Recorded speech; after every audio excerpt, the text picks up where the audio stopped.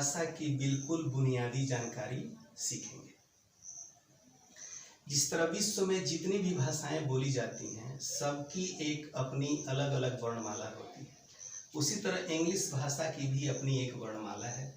इन वर्णमाला में हम 26 वर्णों को रखते हैं। ए से लेके जेड तक जितने भी वर्ण होते हैं उन सभी को हम लेटर्स बोलते हैं। इंग्लिश में लिखते हैं ए टू, जेड को लिखते हैं लेटर्स। और इन्हीं लेटर्स को जब हम ग्रुप में लिखते हैं यानी समूह में लिखते हैं तो ये जो लेटर्स हैं वो कन्वर्ट हो जाते हैं वर्ड में, ये वर्ड में बदल जाते हैं। एग्जाम्पल के तौर पे हम देखते हैं कि हमको लिखना है काऊ, तो यहाँ पे एक लेटर हमने लिखा सी, एक लेटर लिखा ओ और एक लेटर लिखा डब्ल्यू, यानी ये जो वर्णों का जो समूह हो गया वो मिल के बनाया एक नया चीज और वो हो गया वर्ड।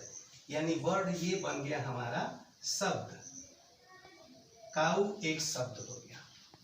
अब ये जो शब्द बन गया कई शब्द मिल करके एक वाक्य बनाते हैं जिसको इंग्लिश भाषा में हम बोलते हैं। अब ये कई शब्द हो गए यानी कई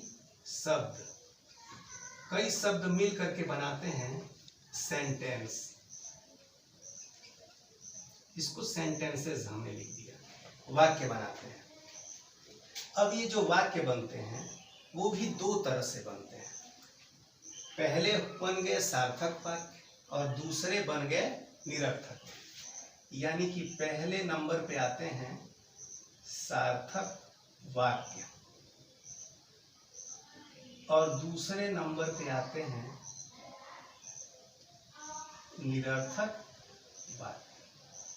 निरर्थक वाक्य यानी जिनका कोई अर्थ ही नहीं होता है। तो किसी भी व्याकरण में निरर्थक वाक्यों को नहीं रखा जाता है। व्याकरण सिर्फ और सिर्फ सार्थक वाक्यों को अध्ययन करने की कला है। ये जो सार्थक वाक्य होते हैं ये तभी बनते हैं जब हम शब्दों को उनके सही जगह और सही सीक्वेंस में रखते हैं। जैसे अगर हम यहाँ पे लिखते हैं काऊ, ग्रास, ग्रेस, तो काऊ ये भी लेटर एक एक लेटर से बन के वर्ण हो गया यानी कि वर्ड हो गया, शब्द हो गया। ये ग्रास जो है एक एक लेटर से बन करके वर्ड हो गया, ये एक अलग वर्ड हो गया। इसी तरह से लेटर्स से मिलके ग्रेस जो है एक अलग वर्ड बन गया। लेकिन इनको लिखा गया तो क्या ये सेंटेंस बन गए? इन्हें आप सेंटेंस नहीं कर सकते क्योंकि ये सही जगह और सही व्याकरण की दृष्टि से नहीं लिखे गए हैं।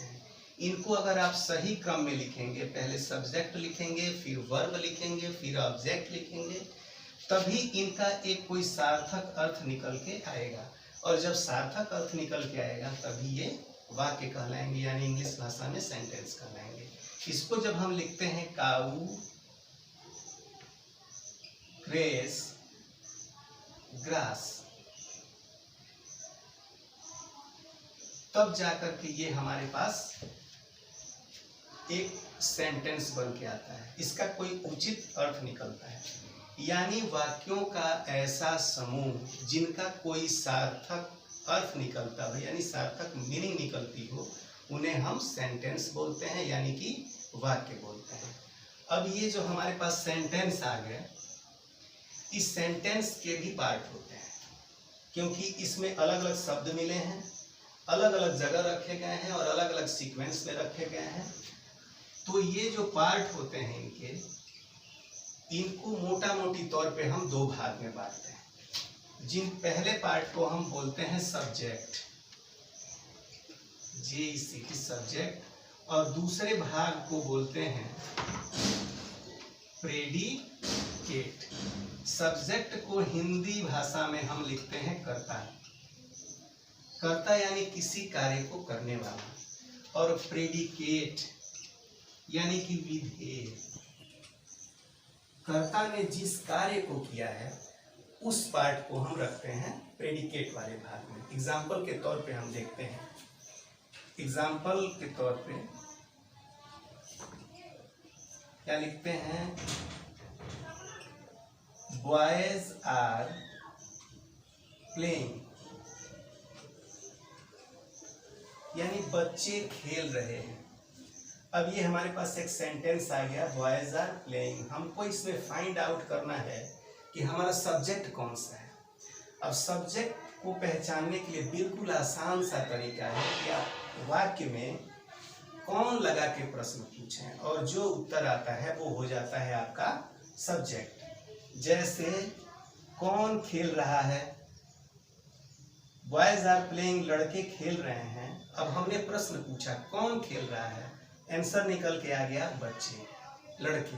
बॉयज मीन्स लड़के, तो लड़के हमारा हो गया सब्जेक्ट। यानी सब्जेक्ट वाले पार्ट में हम लिखेंगे, दो पार्ट अगर हम बनाते हैं, दो तालिकाएं बनाते हैं, एक सब्जेक्ट की और एक प्रेडिकेट की, तो सब्जेक्ट वाले पार्ट में हम लिखते हैं बॉयज, और बाकी जो बचे हुए हैं उसके पार्ट, वो वाले को हम लिखते हैं प्रेडिकेट वाले पार्ट में। एक सी सामान्य सी जानकारी हमारे पास हो गई। आज के वीडियो में बस इतना ही।